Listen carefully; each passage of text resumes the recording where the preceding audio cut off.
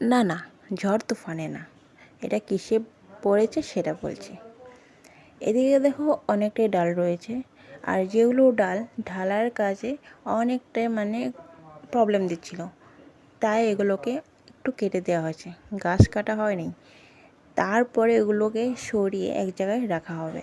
আর একটা জিনিস, এদিকে দেখো মানুষকে লিফটে তোলার জন্য লিফট রয়েছে, কিন্তু এদিকে জিনিসকে তোলার জন্য লিফট রয়েছে। যাই হোক, পরিবর্তন হয়েছে।